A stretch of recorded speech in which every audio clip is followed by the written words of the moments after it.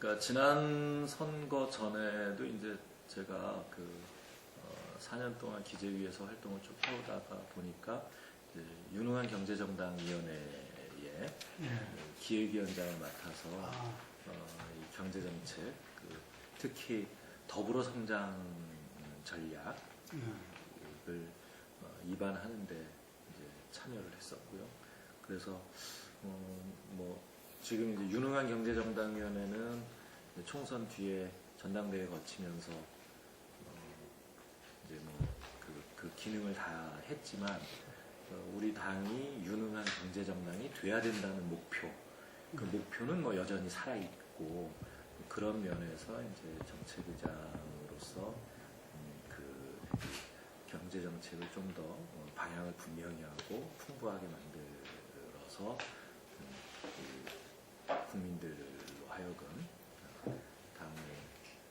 우리 당을 정말 능력 있는 정당으로 인식할 수 있게끔 만들라는 그런 이제 임무를 받은 거라고 생각을 합니다. 탈출구는 당연히 있습니다. 이게 저희가 사실 이미 5, 6년 전서부터 정책의 일대 전환이 있어야 된다 이렇게 이야기를 해왔는데 지금 현 정부의 경제 정책이 소위 말하는 고도 성장기, 수출 주도형 이 재벌 기업 중심의 고도 성장기에 쓰던 정책을 그대로 답습하고 있거든요. 그렇기 때문에 이제 문제가 발생을 하고 있어서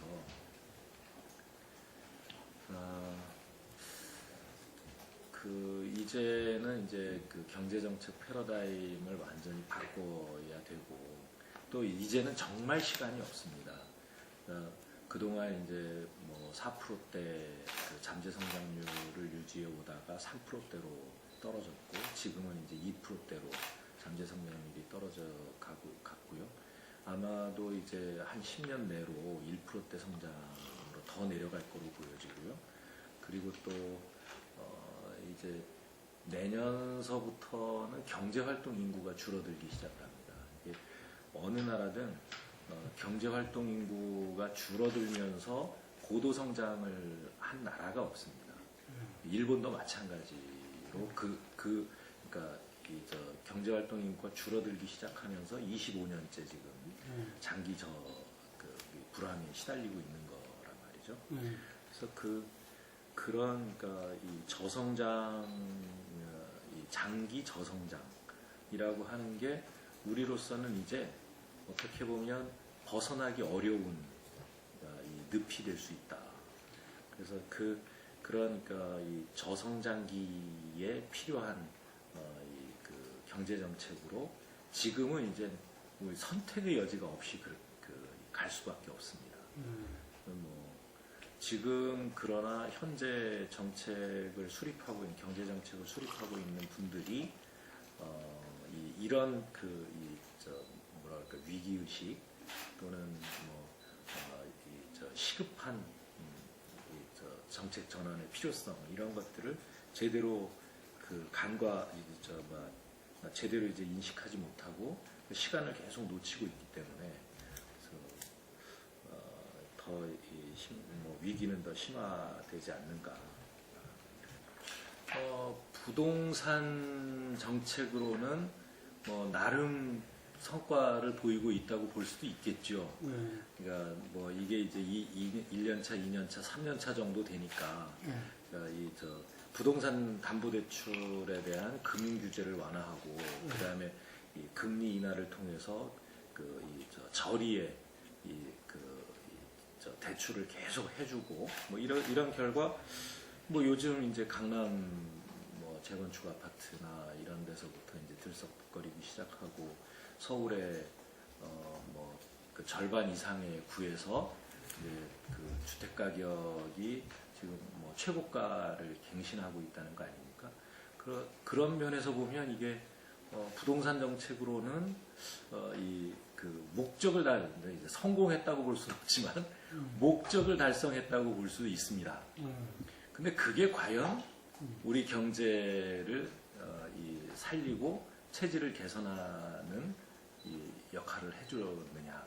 그렇지 않다는 거죠. 오히려 더 이 구조 조정을 어렵게 하고 체질 개선을 어렵게 하는. 그리고 이제 두 가지 면에서 한편에서는 이 가계 부채를 더 심각하게 만들고 위기를 키웠어요. 또 한편에서는 국가 재정, 정부의 국가 부채, 국가 채무가 계속 늘어가지고 이것도 이제 심각한 수준으로 가고 있습니다. 그래서 그리고 나가서는 이제 결국 위기로 가고 있는 산업 분야들 있지 않습니까? 구조조정을 시급하게 필요했던 이제 뭐 조선 해양이라든가 철강 또 이제 석유화학 뭐 이런 데에 대한 구조조정 시기를 다 놓치고 그러니까 계속 이 금융 지원만 해 오면서 오히려 국민의 세금을 국고를 탕진하는 뭐 이런 결과를 지금 낳고 있는 것이죠. 이것이 결국은 이제 장기적으로 보면 이제 출산율 때문에 저희가 경제활동 인구가 줄어들고 그 다음에 한 2023년 정도서부터는 절대 인구가 줄어들게 되고 이렇게 되면 결국은 부동산 버블이 심각한 문제점을 낳게 될 텐데 그러한 이제 후유증을 심각하게 낳게 될 것이다. 뭐 해법 그러니까 그걸 뭐 해법을 정치권에서 제시하는 거는 참 뭐 쉬운 일은 아닙니다. 이 구조조정은 그야말로 이제 적기의 타이밍이 중요한 거고 그 다음에 이렇게 볼 수 있죠. 제가 어떤 그러니까 해법을 전제로 말씀드리는 건 아니지만, 그러니까 지금 그러니까 여기까지 와서 구조조정을 하는 게 옳았느냐, 아니면 더 훨씬 전에, 그러니까 예를 들면 무슨 산업은행이라든가, 그 다음에 수출입은행에 추가 대출을 했던 작년 10월, 11월 이 시기가 오히려 더 구조조정이 적기였느냐. 이런 부분들은 심각하게 한번 고민을 해봐야 될, 평가를 해봐야 될 대목이죠. 왜냐하면 작년 이후에 약 한 4조 2천억 정도가 금융 지원이 됐는데 그 4조 2천억으로 일테면 이 대우조선 해양의 기업 가치가 얼마나 늘어났느냐. 오히려 지금 더 줄어들었다고 볼 수 있거든요. 그만큼 이 구조조정, 그러니까 대우조선해양을 구조조정하는데 더 많은 돈이 필요하다는 거죠.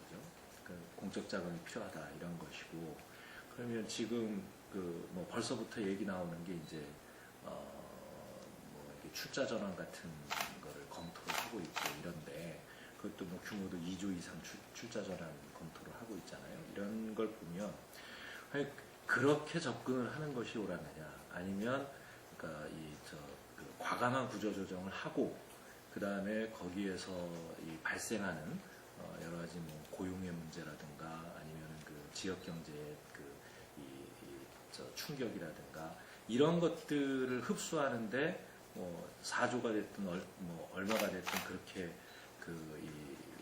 사용을 해서 그 충격을 완화하고 그다음에 산업 전반을 안정시키는 것이 더 옳았느냐, 이런 부분들은 지금 뭐 제가 지금이 그래서 적기다 아니면 또 좀 더 지켜봐야 된다 이런 얘기를 하기 전에 지난 이야기만 가지고도 평가를 해도 그거는 그러니까 우리 당의 공식적인 성장 담론은 더불어 성장론이라는 이름을 가지고 있죠. 더불어 성장. 예.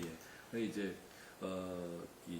당의 정책위 의장이 특정 후보의 정책을 설명한다 그러면 그것도 다른 후보들에게 항의받을 수 있습니다. 근데 이제 사실 더불어 성장론은 일테면 이제 김종인 대표가 말씀하셨던 경제민주화, 네. 또 이전에 이제 그 안철수 전 대표, 지금은 국민의당에 가 계시지만 그 말씀하셨던 그런 공정성장론, 또 이 문재인 후보가 말씀하셨던 이게 뭐 소득주도 성장론, 뭐 이런 것들을 전부 일종의 이제 집대성했다 이렇게 보시면 됩니다. 그거는 더불어성장론은 그래서 이 여러 가지 측면이 있는데요. 뭐 첫 번째는 일테면 분배에 관한 부분만 다루고 있지 않습니다. 그러니까 이 생산에 관한, 그러니까 생산 부문에 관한 그 정책도 가지고 있고, 그것은 바로 이제 신산업 전략이죠. 그러니까 우리가 미래의 먹거리를 어떻게 찾아갈 것이냐라고 하는 신산업 전략을 통해서 전통 산업과 신산업을 어떻게 조화시켜 나갈 것이냐라고 하는 데 대한 대책이 첫 번째고요. 그 다음에 두 번째는 이제 이게 어떻게 보면 공정성장론의 테마일 수도 있는데, 이 격차, 그러니까 이 불평등 문제를 해소하는 방법으로, 그러니까 일테면 시장에서의 불균형, 불평등을 시정한다라는 겁니다. 이게 왜 이제 얘는 뭐 대기업과 중소기업, 또 그 다음에 이제 일테면 정규직과 비정규직, 뭐 남성과 여성, 이런 부분들의 그 소득 격차 또는 이윤율 격차, 이런 게 심각하거든요. 우리나라 이 재벌 대기업들이 너무 탐욕스럽게 이윤을 끌어당기고 있기 때문에 상대적으로 하청이나 협력업체의 지위에 있는 중소기업들이 굉장히 어렵습니다. 그리고 그렇기 때문에 이제 대기업의 그 정규직 근로자에 비해서 중소기업의 정규직 근로자가 절반 정도의 임금밖에 못 받고 있고요. 그 다음에 대기업의 소위 뭐 사내 하청이라고 그럴까요? 파견 근로라든가 이런 비정규직도 절반 정도 수준밖에 임금을 못 받고 있습니다. 그러니까 실제로 소득을 늘려서 소비를 늘려가야 되는데, 그래서 내수를 살려가야 되는데, 그렇게 하려면 중소기업이나 또는 또 고용의 많은 부분을 잡고 있는 소상공인이라든가 또는 그러니까 자영업자, 또는 뭐 비정규직 일자리에서 일하는 사람들, 이런 사람들의 소득이 올라가야 되는 거죠. 이 사람들의 소득을 올리려면 중소기업이 이윤이 생겨야 임금을 늘려줄 수 있지 않겠습니까? 그래서 대중소기업 간의 불공정 거래, 또 일테면 대기업의 비정규직 문제, 이런 부분들의 잘못된 부분을 시정해서 결국 이제 공정한 경제로 가야 된다라고 하는 부분이 거기에 들어가 있고요. 그 다음에 마지막 부분이 아까 잠깐 설명했지만, 그것이 이제 소위 우리 국민들의 가계 소득을 어떻게 늘려줄 것이냐. 그 다음에 또 일테면 이렇게 복지 제도라든가, 그러니까 복지 지출을 어떻게 확충을 해줄 것이냐. 뭐 이런 부분들이죠. 거기에서 가장 중요한 거는 일자리 문제라고 저희는 파악을 하고 있습니다. 그래서 그러니까 일자리를 늘리는 정책을 거기에 이제 배치를 하고 있는 겁니다. 일자리 늘리고 소득을 늘리는 그런 정책. 이것을 이제 통틀어서 그러니까 더불어 성장 전략. 그럼 뭐 해결이 아니라 또 유체 이탈이죠. 유체 이탈. 그러니까 이 사건에 대해서 이 정경련이 뭐 아무 생각 없다가 갑자기 왜 미르 재단, K스포츠 재단 같은 걸 만들겠습니까? 그러니까 정부라기는 그렇고, 하여튼 청와대나 이 권부로부터의 요청이 있지 않고서는 도저히 뭐 그렇게 움직일 사람들이 아니죠. 정경련이 재벌 대기업들이 모여 있는 건데 뭐가 무서워가지고 뭐 몇백억씩 갖다 바치겠습니까? 그러니까 그거는 뭐 누가 봐도 이거는 그러니까 권력형 비리 게이트고 그다음에 거기에는 비선 실세라고 이야기하는 최순실 씨와 그 비선 실세를 옹유하고 있는 그런 소위 말해서 이제 대통령 주변 인물들, 이 청와대의 뭐 수석들이라든가 아니면 뭐 문고리 잡고 있는 사람들이라든가 이런 사람들이 비호하고 뒤봐주지 않았으면 여기까지 못 왔을 거다라고 뻔하거든요. 대통령께서는 뭐 그동안 몰랐다는 듯이 아니 한복은 왜 계속 그렇게 잘 받아 입으시고 가방도 그쪽에서 받아서 입으시고 들고 다 그러시면서 그거 몰랐다는 게 말이 됩니까? 저희도 그래서 이제 비선실세 국정농단 대책위원회를 만들어서 전해철 최고위원이 이제 대책위원장을 맡고 그래서 이 부분에 대해서 아주 강력하게 이 문제 제기도 하고 집중적으로 게이트 최순실 게이트를 파헤치고 있죠. 뭐 그렇게 비판하시는 분들도 많이 있습니다. 예.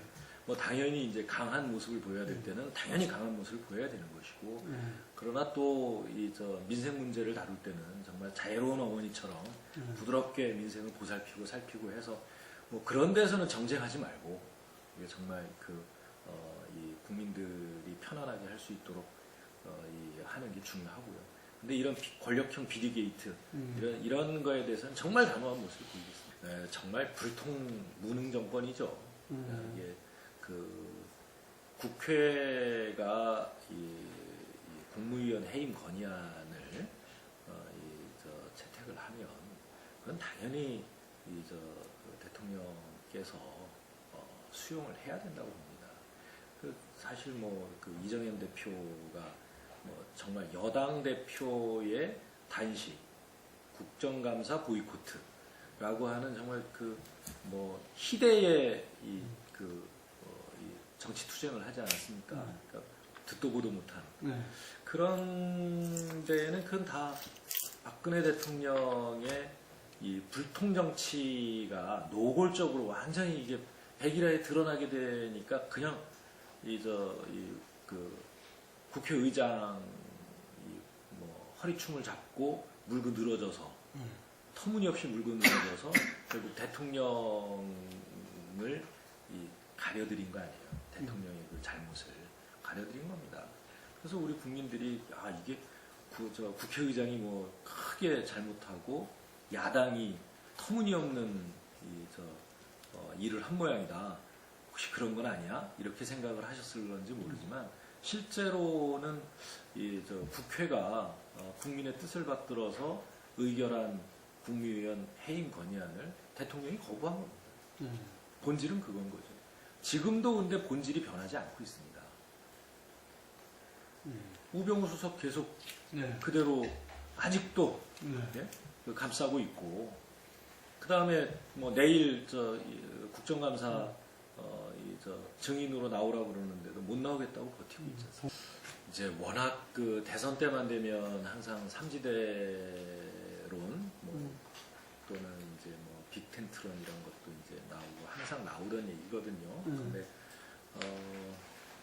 하여튼 지금까지는 삼지대론이 또는 이제 제3정당론이라든가 이런 것들이 성공을 해본 적은 없습니다. 물론 지금까지 성공하지 못했으니까 앞으로도 성공하지 못할 거다 이렇게 단정적으로 얘기를 할 수는 없지만 그만큼 어려운 일이라는 얘기겠죠.